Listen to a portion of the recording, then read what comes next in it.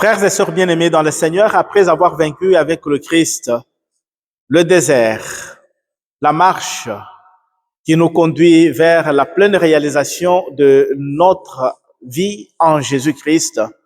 après avoir vaincu les tentateurs, celui-là même qui cherchait à séduire le Seigneur Jésus-Christ pour déranger tous les plans de Dieu, pour détruire tous les projets que le Seigneur avait sur son Fils bien-aimé, ainsi que sur notre humanité qui avait besoin du salut à travers la mort du Christ sur la croix. Après avoir démontré au Satan que seul en nous attachant à la parole de Dieu, nous pouvons vaincre tout dans ce monde, seul en adorant le Dieu d'Israël, le vrai Dieu, celui-là même qui nous a envoyé son Fils Jésus-Christ, nous pouvons nous défaire des ambitions, du pouvoir de ce monde ou de l'avoir de ce monde, que seul en nous rattachant au Dieu vrai et saint, nous pouvons nous aussi dire au Satan, loin de moi Satan, car il est écrit que tu ne mettras pas ton Dieu et ton Seigneur à l'épreuve. Après avoir vaincu le Satan dans le désert, le Christ aujourd'hui est transfiguré sur le mont Tabor. Ici, il nous est recommandé de regarder dans deux figures de l'Ancien Testament, Moïse et le prophète Élie,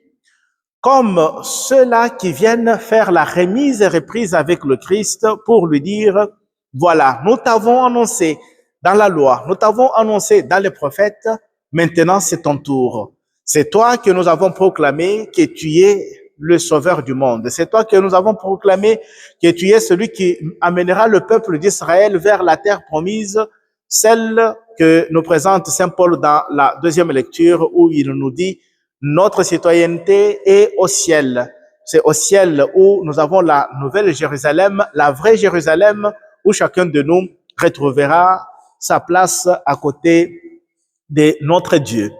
Et donc, ce passage de ces deux figures, Moïse et Élie,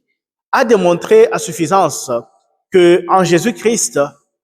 point n'est besoin de dire qu'il est venu abolir la loi ou les prophètes, mais il est venu apporter la loi et les prophètes à leur achèvement, à leur pleine réalisation.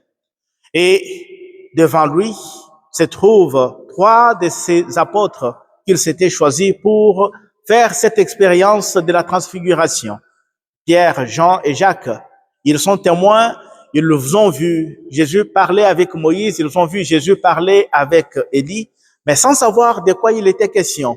L'évangéliste nous dit qu'il conversait sur les événements qui vont pouvoir se produire à Jérusalem. Qui sont ces événements? Quels sont ces événements? Ces événements, ce sont les événements de la condamnation de Jésus, la passion, la mort et puis sa résurrection. Et d'ailleurs, sa transfiguration est le signe que le Père a voulu anticiper sa gloire, a voulu manifester à la face du monde que ce Christ que vous verrez défiguré un jour, ce Christ que vous verrez torturé un jour, ce Christ qui portera sur sa vie, sur ses épaules, la mort, le péché de tous mes frères et sœurs,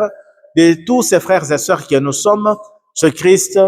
est celui qui va être glorifié car il est fidèle à son Père et sa fidélité va pouvoir payer par le fait que son corps ne pourra pas connaître la corruption dans le séjour des morts, mais il pourra ressusciter pour la gloire de notre Dieu. Et donc, aujourd'hui, nous pouvons comprendre que le Seigneur, notre Dieu, non seulement il veut encourager son Fils, mais il lui envoie en même temps aussi les prophètes qui ont annoncé les événements qui vont pouvoir se succéder dans l'histoire du salut.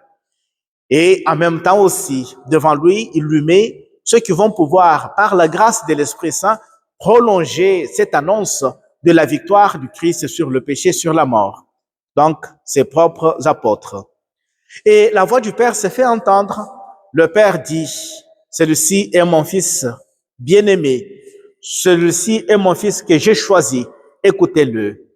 J'avais insisté le dimanche passé sur le fait que nous devons, durant ce temps de carême, écouter la parole de Dieu, lire la parole de Dieu, nous nourrir de la parole de Dieu et faire de la parole de Dieu notre quotidien en lisant ne fût qu'un seul verset, Dans cette parole de Dieu, c'est le Christ lui-même qui nous parle. Et son Père nous dit à chacun d'entre nous, nous devons écouter son Fils. Il est le Fils bien-aimé, vous devez l'écouter. Vous devez l'écouter car il a les paroles qui donnent la vie, car il a les paroles qui ressuscitent des morts, il a la parole qui nous ramène des ténèbres à la lumière. Et donc, la transfiguration de Jésus-Christ sur le mont Tabor, lue dans ce temps de carême, est une invitation que nous lançons à chacun d'entre nous, que l'Église lance à chacun d'entre nous, de se transformer, de pouvoir vivre son carême comme un homme, comme une femme transformée, comme des personnes qui ont su renoncer à ce qui les défigurait, à ce qui les maintenait encore esclaves du péché, esclaves de la mort, et qu'ils comprennent tous qu'ils sont invités à entrer dans la gloire que seul notre Dieu peut confier à ceux qui lui restent fidèles. Et donc, que le Seigneur nous aide encore en ce dimanche.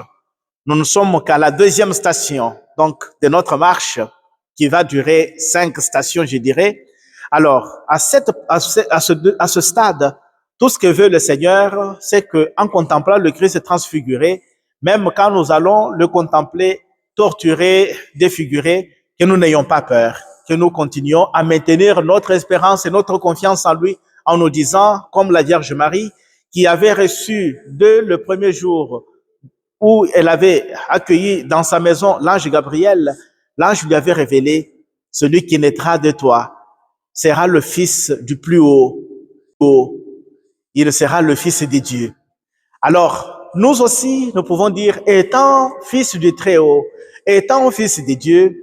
la croix ne pourra pas l'écraser, la mort ne pourra pas l'écraser, Dieu pourra les ressusciter d'entre les morts. Donc, célébrer la transfiguration du Seigneur en ce dimanche, c'est-à-dire pour nous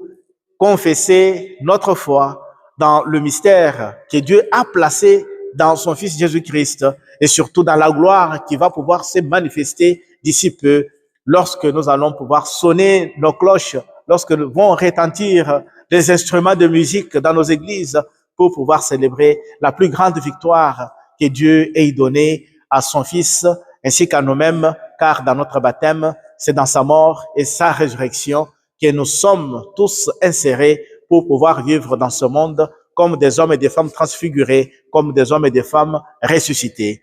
Que Dieu nous bénisse et qu'il accompagne notre cheminement vers la résurrection et qui nous aide surtout à maintenir cette image de la transfiguration, de sorte que quand nous verrons Jésus défiguré, nous ne puissions pas nous décourager, nous ne puissions pas fuir, nous ne puissions pas désespérer, mais que nous puissions nourrir davantage notre espérance et notre foi en lui. Amen.